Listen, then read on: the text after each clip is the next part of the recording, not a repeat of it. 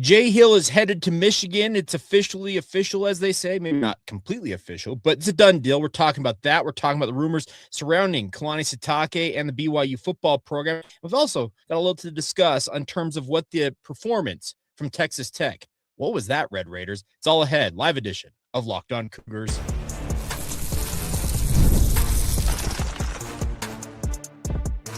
You are Locked On Cougars, your daily podcast on the BYU Cougars. Part of the Locked On Podcast Network, your team every day. What's up, everybody? Welcome into Locked On Cougars. I'm Jake Hatch, 14-year credentialed media member at BYU and your resident insider and expert as your host here on this podcast. And as always, thank you for making Locked On Cougars your first listen of the day. And thank you for making all of us over at Locked On, America's #1 sports podcast network. All right, coming up on today's show, we are going to talk about Jay Hill.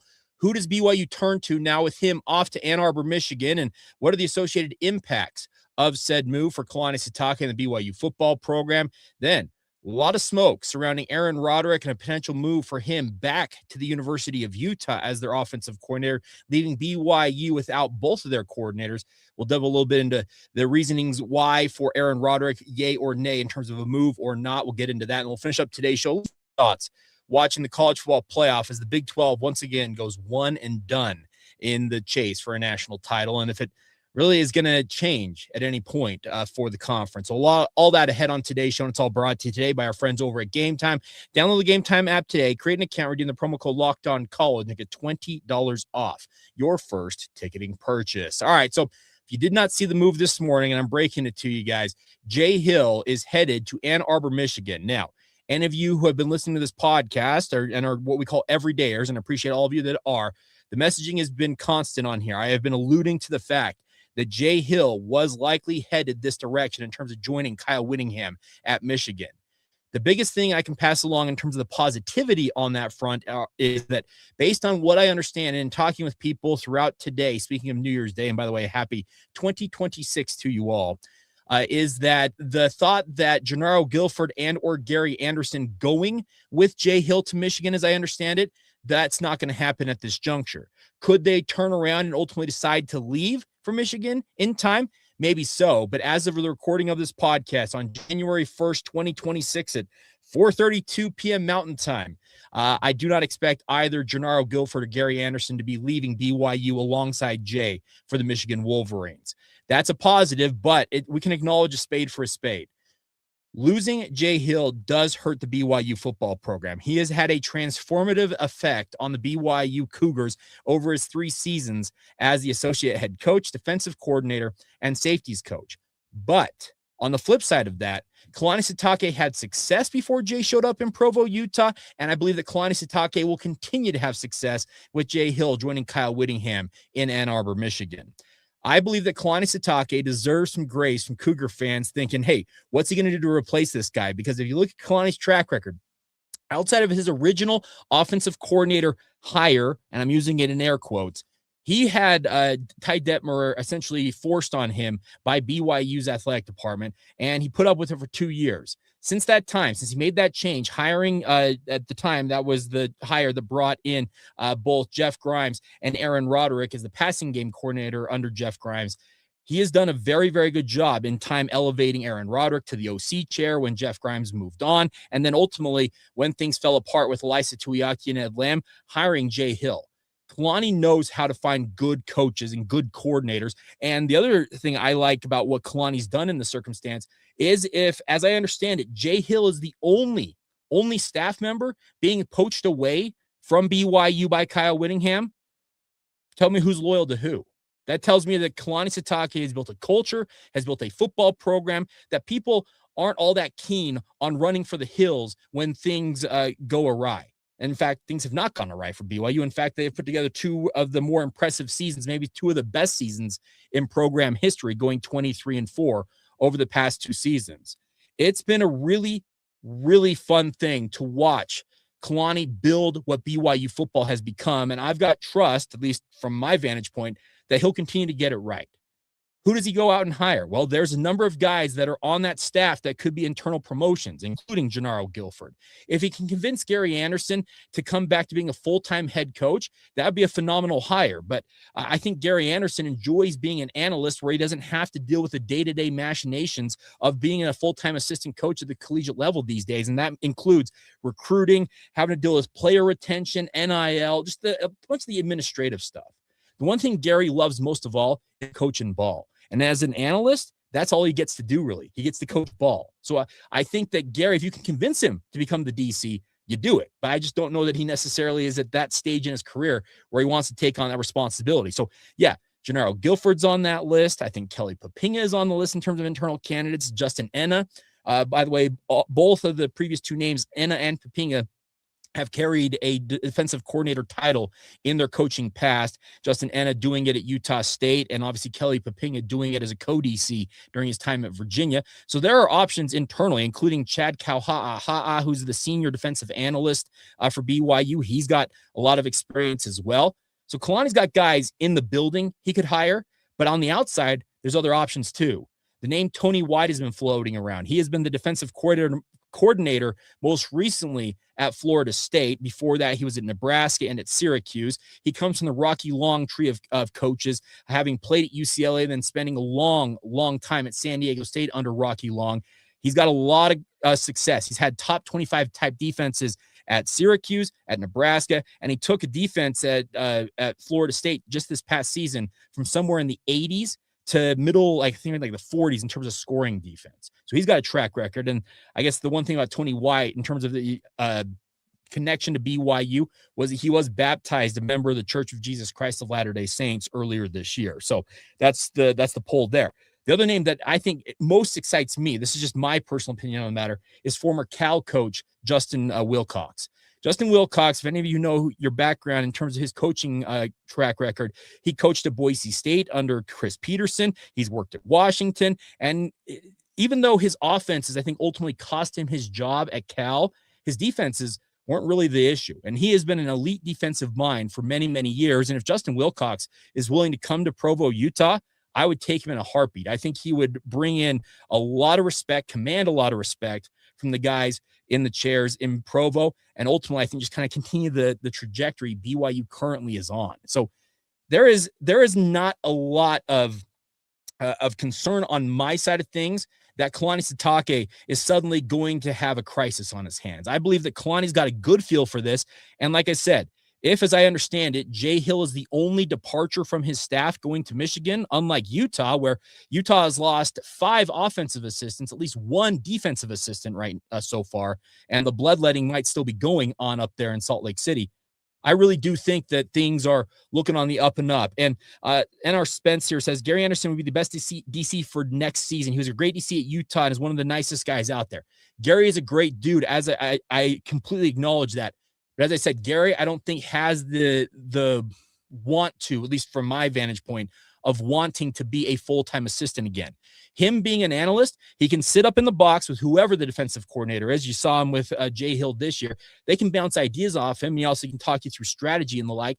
But at the same time, he doesn't have to deal with the day-to-day responsibilities that come with being a full-time assistant coach. But just the overall tenor and feel, I think, is that trust that Kalani Sitake is going to do a good job with this. He'll be thorough. He'll make sure guys are taken care of. And if the bloodletting is just one assistant, even though it was your defensive coordinator who did some really impressive things in Provo, I think that shows that Kalani Sitake commands a lot of respect and has done a really, really good job building a true football program that people, speaking of coaches and players, now we'll talk about players a little bit more on tomorrow's edition of the podcast in terms of the transfer portal opening. We'll get to more of that. But I think that people want to be in Provo, Utah. It's a destination. It's not a stepping stone. People want to be here by and large. And that's a good thing for BYU. Now, flip side of that, your defensive coordinator is off to Ann Arbor, Michigan.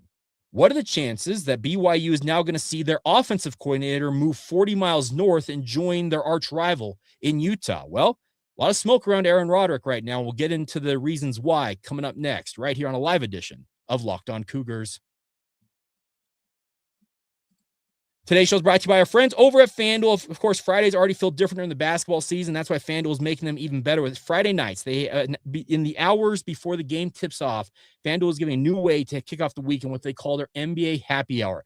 NBA Happy Hour, is your official pregame, a limited time window where special offers drop right inside the FanDuel app before the action starts. Fridays from 6 to 7:30 Eastern time have become the NBA Happy Hour. You can open the app, see boosts, bonuses, surprises. You're never quite sure what you're going to get, but the timing is perfect. It's right before the games, right before the weekend starts, and adds a little extra energy if watching hoops on a Friday night without having to overthink it. So before tip-off, check the FanDuel app and see what's dropping during NBA Happy Hour every Friday from 6 to 7:30 Eastern. A little basketball, a little action, and a whole lot of Friday energy. That's NBA Happy Hour only on FanDuel, the official sportsbook partner of the NBA.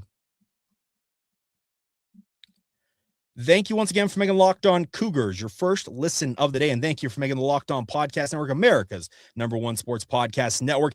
All right, so let's talk about Aaron Roderick. Now, nothing is official on the A-Rod side of things. So understand that while we understand that Jay Hill, I guess not understand, but we know that Jay Hill's leaving for Michigan. There's still a lot of rumor and conjecture surrounding Aaron Roderick at this point. But what I can say is that Aaron Roderick is firmly in the mix to go to Utah. Now, if you missed the news, Utah has lost all of their offensive assistants. That includes former BYU quarterback Jason Beck, who is the offensive coordinator. He's headed to Michigan. They've lost quarterbacks coach Coy Detmer Jr., Fred Whittingham Jr., the tight ends coach, Jim Harding, the offensive line coach, and Micah Simon as the wide receivers coach. All of those guys are going to Michigan with Kyle Whittingham. That leaves former BYU running back Marky Atuaya as the only offensive assistant left in Salt Lake City. So now they are looking for a replacement, and the reports are that Aaron Roderick is in the mix up there. I'm not saying that A-Rod is the favorite because I don't know that to be sure at this point, but he is firmly in the mix. I've also heard names like Jonathan Smith. Now, Jonathan Smith is a bright offensive mind, has coached at Oregon State, most recently at Michigan State, where things went really sideways for him in just the 2 seasons in East Lansing. But much like Justin Wilcox, he is a very, very bright coach and could be an option for Utah. Why Aaron Roderick would want to go to Utah is probably the question all y'all watching this are saying, why? Well, I think it comes down to this. Aaron Roderick has never moved out of the house he lived in up in Salt Lake City when he coached at Utah before. It is literally minutes. We're talking walking distance from Utah's practice facility, Rice-Eccles Stadium, and essentially everything he would need at Utah. Now, is it convenience that's going to take him to Utah? No, I think it's maybe he thinks it's time to maybe try a new opportunity. I know that Morgan Scalley and himself have had a long time relationship from their time working under Kalani Sitake, under Kyle Whittingham up at Utah. And it could just be simply the fact that A-Rod feels like he wants to take on a new challenge. Now, that may sound crazy and sound like poppycock. I get that, because think of what he's built in Provo and think about the prospects of having like Bear Bachmeier for 2 to 3 seasons more. Like, there's a lot of enticing things about this, but I do think that there just may be a simple fact that Aaron decided, I want to take on a new responsibility. I want a new opportunity for myself. And maybe it's time to go back to Utah and see what I can do there. And that would obviously, that would sting a little bit to lose your other coordinator, speaking of BYU. But I do believe, in my personal opinion on the matter, they have a ready-made guy in the house that's ready to step into that OC chair. And much like Aaron Roderick once upon a time moved from passing game coordinator to offensive coordinator, I think the current passing game coordinator and wide receivers coach, Kalani Sitake, could easily step into that role. Now, does that mean that Kalani Sitake couldn't look outside the program, much like he could with the defense, and find somebody out there? No, he absolutely could, because BYU does have the money, speaking just in terms of coaching salaries, to go out there and attract talent. But I think Kalani Sitake has got a major opportunity on his hands if Aaron Roderick does indeed leave. I look at it as this: continuity for the offense would be, I think, a very positive thing with a guy like Bear Bachmeier. He's got to be familiar with a guy like Fessy, because Fessy obviously is the passing game coordinator, sat in a lot of those game planning meetings with Bear, and there would be a lot of familiarity. I think some comfort with that, knowing that Fessy has coached up those wide receivers that Bear has been throwing the ball to since he arrived in Provo, Utah. I would love to keep Aaron Roderick intact. I'll be very blunt about that. I know a lot of you out there like, hey, I don't mind if he moves on. I get all that. But Aaron has proven to be at least minimum an elite talent developer at the quarterback position. He's put 2 quarterbacks in the NFL. He's developed the likes of Jake Retzlaff. He did great things with Keaton Slovis. Actually, no, you can say 3 NFL quarterbacks because Keaton Slovis is in the NFL.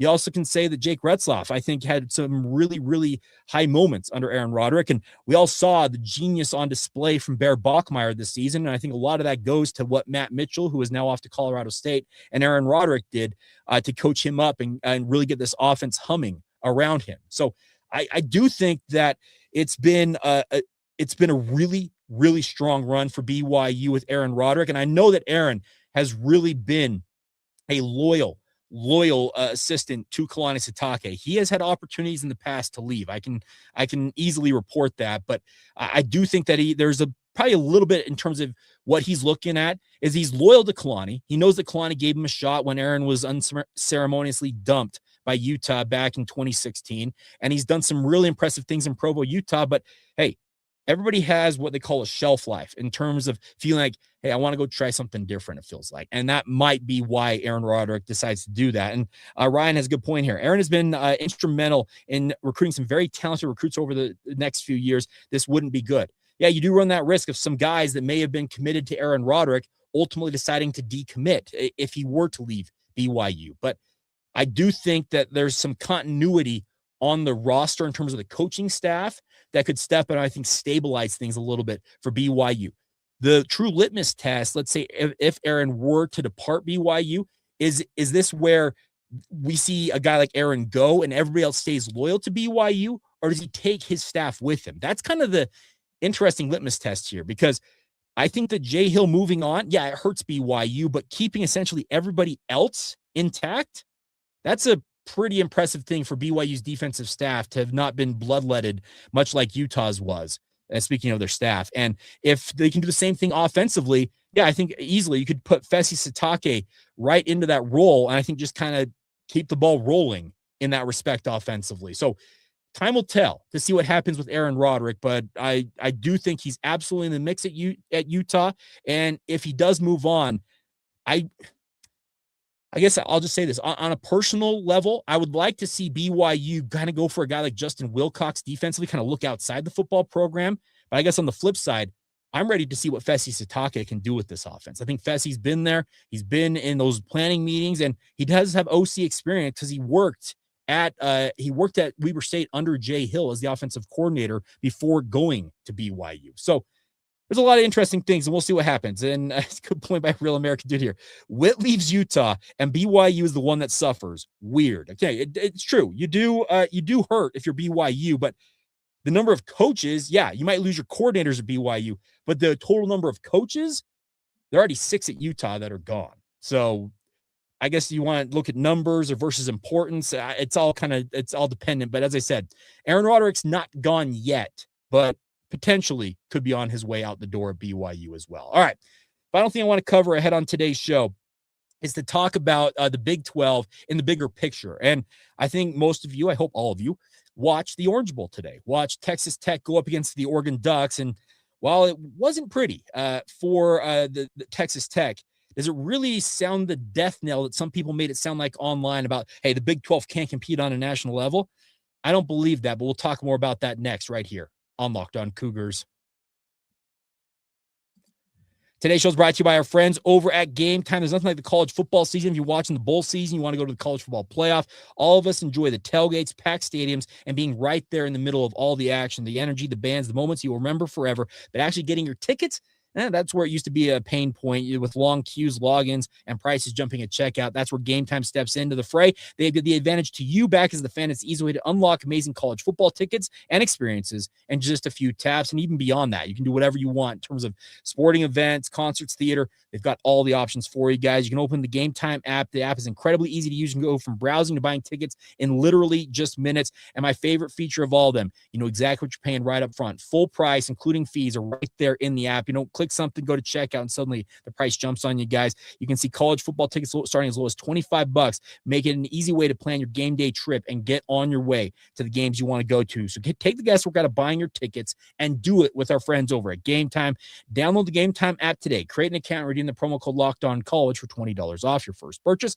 Terms apply against the promo code LOCKEDONCollege for $20 off. Download the Game Time app today. Thank you once again for making Locked On Cougars your first listen of the day. And if you are a true everydayer of this podcast, I want to encourage you guys to sign up for the Locked On Everydayer Club. It's a great way to get the inside scoop on all things BYU. I can just tell you this much. Our Insider Group members and Everydayer Club members got a lot of information today alone about the coaching situation at BYU, short lists of guys who could be in the mix at BYU to replace Jay Hill and the like, and it's been going like that for literally months now. So if you want to be a part of it, go to lockedoncougars.supercast.com to sign up today and join us today on the Locked On Everydayer Club. All right, so if you didn't see it earlier today, Texas Tech went one and done in the college football playoff, and getting shut out 16-0. Not pretty, not great. And I saw a lot of referendums, it felt like, on social media about, hey, see, the Big 12's overrated. Okay, here's the deal. Texas Tech, and I'll also, I don't like Ohio State. I'm just not an Ohio State fan, to be very, very blunt. Programs like that get the first-round buys, they, outside of what Indiana's doing right now in the Rose Bowl, they have been at a disadvantage sitting out over a month without playing a game. And Texas Tech, they struggled mightily offensively. Now, they had their moments, and they seemingly couldn't hold on to the football, and Baron Morton was kind of the linchpin of all that offensively. But I understand why there's a lot of people panning the Big 12 online, saying, see, they're overrated. It was 23-0. I apologize, Caden. That's a good point. It was 23-0. I was thinking 16-0, but yeah, it was 23-0 in the end. I apologize. But the bigger point is, we need to see a bigger representation from the Big 12 in the playoffs, I think, to truly get a feel for how good or bad the Big 12 really is. We have seen exactly two teams get a chance on the biggest stage in the college football playoff the past 2 years, Arizona State last year, who came one pretty egregious pass interference call away from maybe upsetting Texas in their playoff game. And then we saw it today with Texas Tech getting trounced by the Oregon Ducks. And I want to see more representation from the Big 12 before we ultimately judge the league. But I also understand at the same time, until they expand this, and essentially at this point, it feels like guarantee that the Big 12 will have more than one spot at the table, we won't really be able to see what the Big 12 truly can do. I would have loved to have seen what BYU or heck, even Utah could have done in this year's playoff. I think on their best days, Texas Tech absolutely belonged as one of the top 4 seeds in the college football playoff. But I don't think sitting out over a month helped them, even though Joey McGuire refused to use that as an excuse. We don't do this in the NFL. Speaking of the playoffs, the first seed in the playoffs in the NFL gets 2 weeks off. They get a bye week, but everybody else, the other 6 teams in the NFL playoffs, they go the very next week and they're playing right away. The next iteration of the college football playoff has to address the long layoff. I know that we want to stick to the old bowl system and the tradition of it all, and the fact that we have the Rose Bowl in the mix and the Sugar Bowl and the Orange Bowl. These are the old OGs of the bowl season. But guess what?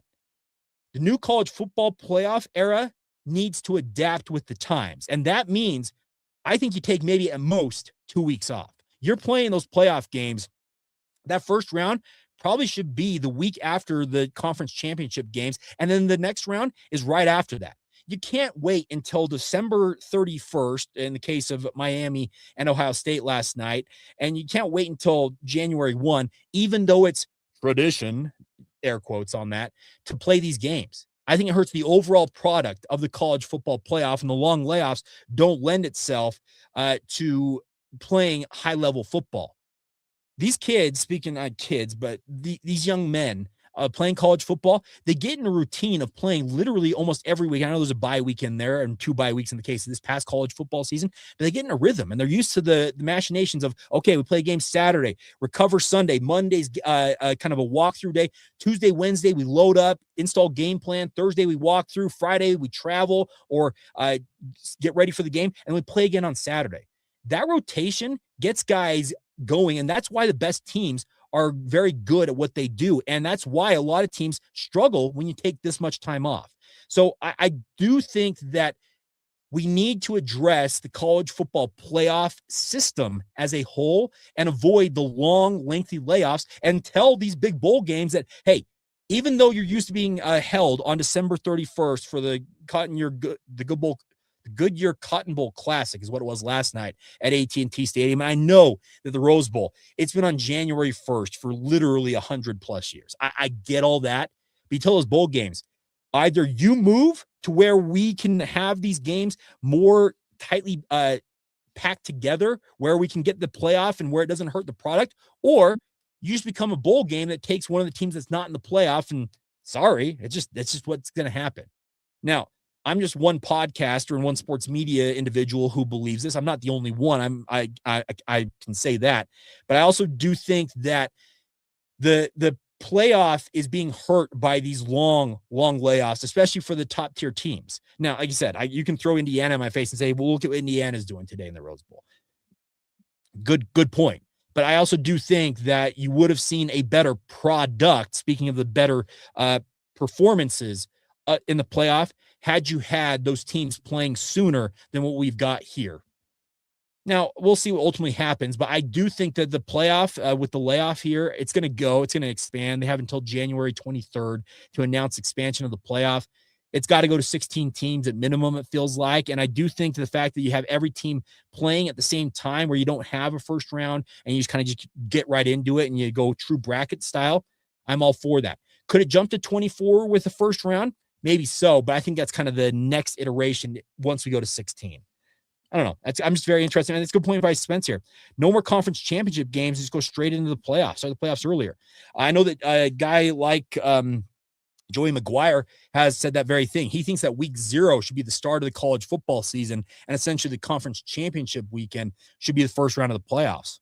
I could get on board with that, but something does need to change. And until we get more teams and more representation from the Big 12 conference, yeah, the referendums about the Big 12 being overrated or them just not being as good as everybody else, those are going to continue and they'll only get louder the more failures that the Big 12 has on that big stage. But I hope in time a Big 12 team does break through, shows what they're capable of. And I'm not going to lie, I thought that was going to be Texas Tech. Texas Tech and their defense more than held their own in this game. The offense is what failed them. And I do want to see what a team like Texas Tech had. Maybe they played, a week or two after that Big 12 title game, how different things might have looked for them. We'll never know. And obviously, like I said, the referendums will continue online, but I think we can all enjoy the fact that the Big 12 otherwise has performed pretty admirably in the bowl season. BYU got a win. Utah trounced Nebraska yesterday. So a lot of good bowl performances from the Big 12 by and large so far this year. Just the only downside to it is the biggest one, speaking of the college football playoff, Texas Tech did fall flat on their face. All right, there you go. That's what I got for you guys on this New Year's Day. Coming up tomorrow, it's January 2nd. You know what that means is it's portal time, everybody. A 10-day window when the portal opens up.